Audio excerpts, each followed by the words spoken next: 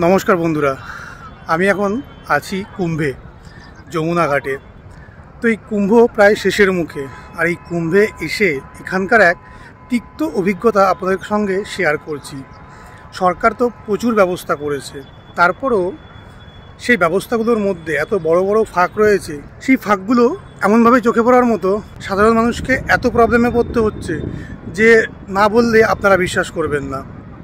যদিও মেলা প্রায় শেষের মুহূর্তে, আজকে ফেব্রুয়ারির 9 তারিখ হয়ে গেছে, আর 26 তারিখে তো কুম্ভ মেলা শেষ হতে চলেছে। তো এই মহাকুম্ভ মেলায় যারা আসতে চলেছেন এখনও, তারা এই জিনিসগুলো জেনে রাখুন অতি অবশ্যই করে।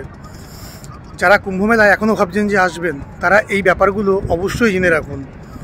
সবথেকে বড় প্রবলেম যে আপনারা মহিলা, বাচ্চা যারাই সঙ্গে আসুন কেন, বয়স্ক মানুষ, এখানে কিন্তু কোথাও সেরকমভাবে সুলভ শৌচালয়ের ব্যবস্থা করা নেই। সেটা সবথেকে বড় প্রবলেম যে আপনাদের কোথাও এমার্জেন্সিতে টয়লেট যেতে হচ্ছে, বিশেষ করে মহিলাদের বা বাচ্চাদের। বাচ্চাদের কথা ছেড়ে দিলাম, ঠিক আছে, বাচ্চাদের আপনারা যেখানে সেখানে বসিয়ে টয়লেট করে নিতে পারেন, কিন্তু বিশেষ করে মহিলারা বা বয়স্করা কোথায় আপনারা টয়লেটে যাবেন? টয়লেটের দূর দূর অবধি কোথাও ব্যবস্থা নেই, এবং এত দূরে দূরে গিয়ে একটা ব্যবস্থা করা আছে যেখানে যেতে গেলে পরে আপনাকে কয়েকশো মানুষের পেছনে লাইন দিয়ে দাঁড়িয়ে থাকতে হবে। এটা হলো একটা বড় প্রবলেম। দ্বিতীয় কথা হচ্ছে, আপনি যে সঙ্গমে যাবেন, সঙ্গমে আপনারা যাবেন কি করে? সঙ্গমে যাওয়ার জন্য আপনাদের প্রায় 8 থেকে 10 কিলোমিটার, 8-10 কিলোমিটার নাই হোক, মিনিমাম 6 কিলোমিটার আপনাদের তো এই ভিড়ের মধ্যে হাঁটতেই হবে, যেখানে ভিড় ঠিক ঠিক ঠিক ঠিক করছে। সেই ভিড়ের মধ্যে দিয়ে হেঁটে বয়স্ক মানুষ বা বাচ্চাদের নিয়ে 6 কিলোমিটার হেঁটে যাওয়াটা কিন্তু চারটেখানি কথা নয়। আর কিছু কিছু মানুষ যারা আসছে, তারা তো 60-70 এজের যে বয়স্ক মা বাবারা আসছেন, তারা হেঁটে যাবেন কি করে 6-7 কিলোমিটার? এরকমভাবে আপনার আসার সিদ্ধান্ত একদমই নেবেন না। আর যারাও নিচ্ছেন, তারা যদি যেতে চান, তাদের জন্য একটাই অপশান রয়েছে, প্রয়াগরাজ স্টেশন থেকে আপনারা সরস্বতী ঘাট পৌঁছে যান, আর না হলে যমুনা ঘাটে চলে আসুন। এটা হলো যমুনা ঘাট। এই দেখুন, এই যে আপনারা ব্রিজটা দেখতে পাচ্ছেন সামনে, এই ব্রিজটা হচ্ছে যমুনা ব্রিজ, আর ওটা হচ্ছে ওল্ড ব্রিজ, যেটা দিয়ে এখন ট্রেন আসে। তো এখান থেকে সরকারি এবং বেসরকারি দুটো বোটই ছাড়া হচ্ছে, কিন্তু প্রবলেম হচ্ছে একটু ভিড় হলে পরেই সরকারি বোটগুলোকে বন্ধ করে দেওয়া হচ্ছে, লিটারালি বন্ধ করে দেওয়া হচ্ছে।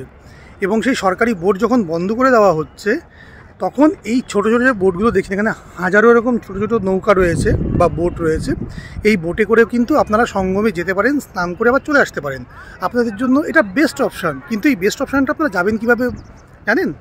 এই বেস্ট অপশানটায় আপনাদের যেতে হলে পরে মাথা পিছু আপ অ্যান্ড ডাউনের ভাড়া দিতে হবে 2000 টাকা মিনিমাম। সেটা 3000 টাকা হতে পারে, 4000 টাকাও হতে পারে। মানে যেভাবে এরা 2 নম্বরই করছে ভাবতে পারবেন না।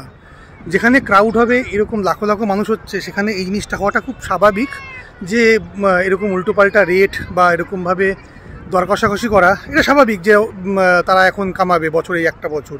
কিন্তু সেই কামানোর পরিমাণটা এত পরিমাণে বেশি, একটা সাধারণ মানুষ যে ধরুন বাড়ির থেকে 2জন 3জন বা 4জন মিলে এসছে, প্রত্যেকে মাথা পিছু 2000 টাকা করে 3000 টাকা করে দিয়ে সম্ভব? যেটা নাকি বোটটাকে বুক করা হয় 400 থেকে 500 টাকা দিয়ে। যে বোটে, একটা বোটে ধরুন 10 জন যাওয়া যায়, সেই বোটের ভাড়া নেয় রিজার্ভ করে গেলে পরে যাওয়া এবং আসা 400 থেকে 500 টাকা। সেই বোটের ভাড়া নিচ্ছে তারা। 10 জন যাবে মানে বুঝতে পারছেন তো কত টাকা? মানে 10 জন যাওয়া মানে সেই বোটটার ভাড়া নিচ্ছে 20,000 টাকা আপ অ্যান্ড ডাউনের। মানে 20,000 টাকা দিয়ে একটা বোট বুক করে আপনাকে যেতে হবে।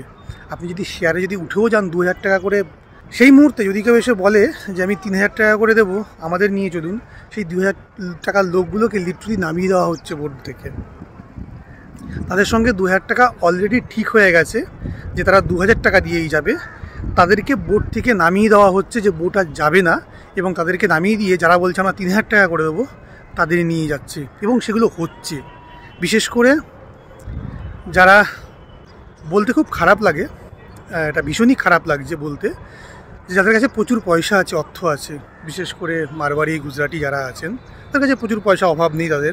তো এই এক শ্রেণী লোকের কাছে, যাদের কাছে পয়সার অভাব নেই, তারা এরকমভাবে বোট ভাড়া করে যাচ্ছে, এবং এই ভাড়ার জন্য সাফার করছে যারা সাধারণ পাবলিক আছে তারা। তাদের কাছে উপায় হচ্ছে সেই 6 থেকে 10 কিলোমিটার হয় রাস্তা হেঁটে গিয়ে সঙ্গমে স্নান করে আসুন, আর না হলে পরে এই বোট ভাড়া করে যেতে হলে পরে আপনাকে কিন্তু এরকম মূল্য দিয়ে যেতে হবে। তো যাই হোক, এটাই হলো এখানকার আপাতত আপডেট।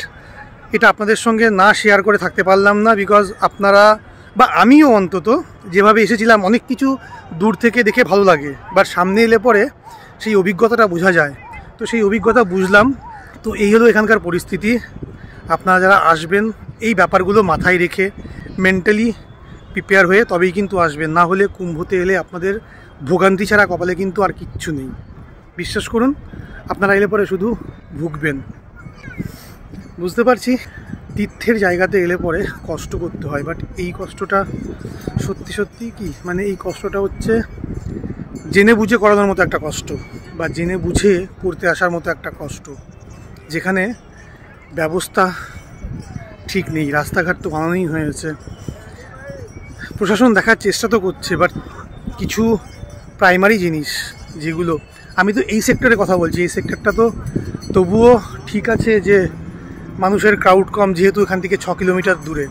বাট আপনি যখন অন্য সেক্টরগুলোতে যাবেন না, সেখানে পা রাখার জায়গা নেই, লিটারেলি পা রাখার জায়গা নেই। তো এই ছিল এখনকার আজকের আপডেট। পরের আপডেট আপনাদের দিতে থাকবো, সঙ্গে থাকুন, দেখতে থাকুন। আর হ্যাঁ, ভালো লাগলে পরে অবশ্যই ফলো এবং সাবস্ক্রাইব করে নেবেন। ধন্যবাদ।